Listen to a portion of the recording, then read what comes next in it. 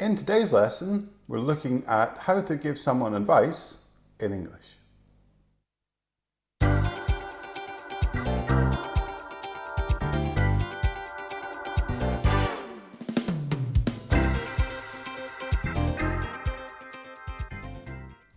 Hello and welcome to another video.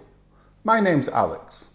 Remember to subscribe and click the bell icon so you don't miss any of our lessons on Tuesdays and Thursdays. In today's lesson, we're going to look at 10 different ways that you can give somebody advice in English. We're going to look at some different structures and look at example sentences using these structures. So to give it some kind of context, we're going to use learning English as the topic that we're giving advice about. So start thinking about the type of advice you would give somebody who wants to learn English and how you would say it as well. Let's have a look at the first structure.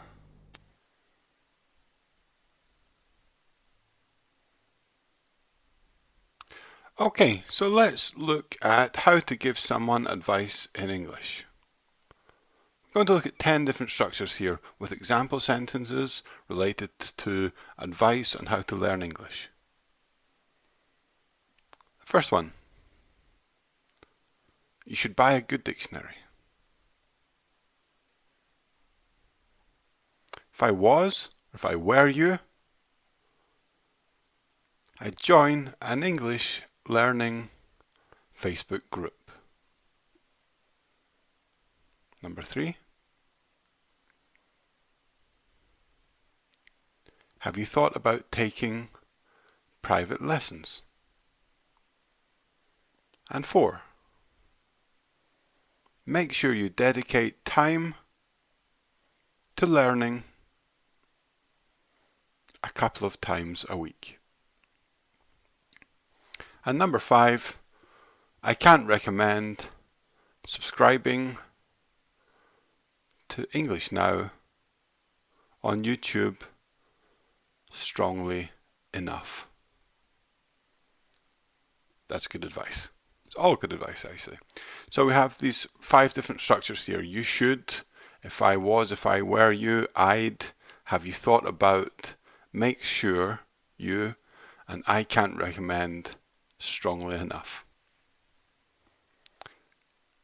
After we've looked at the 10 example sentences, I'll note the structures so you can remember them for next time. Okay, on to the next 5 structures.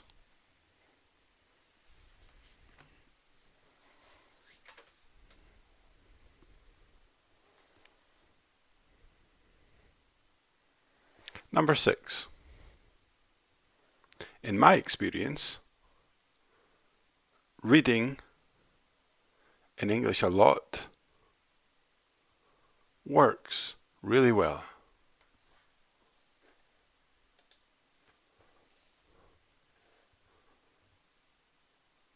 I would suggest that you watch TV in English.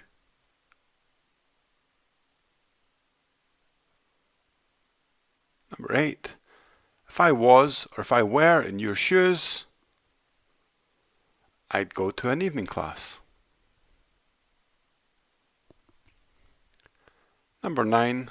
Why don't you find an online teacher? And number 10.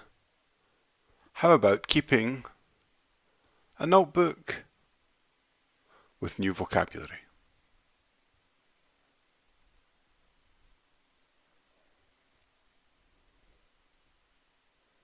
Okay, so another 5 structures here. In my experience, something works well. I would suggest that. If I was wearing your shoes, I'd. Why don't you? And how about keeping? Notice the 2 with questions at the end. But actually, it's just a way of giving advice or a suggestion. Okay, so to recap the structures we have.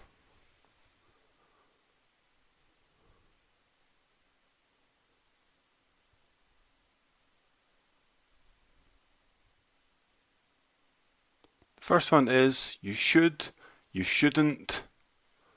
Remember to use a verb infinitive after that. If I was, if I were you, I'd. Have you thought about plus ing if it's a verb after that, after about preposition. Make sure you. I can't recommend something strongly enough.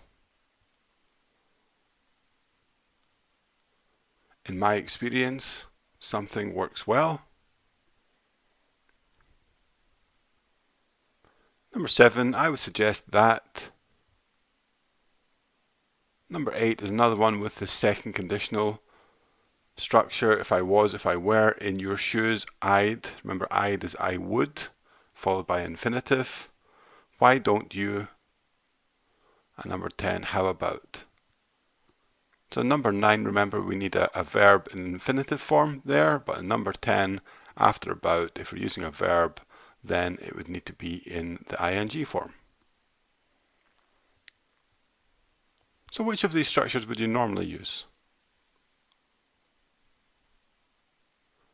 Try to practice them, try to think of examples in the structures that you wouldn't normally use.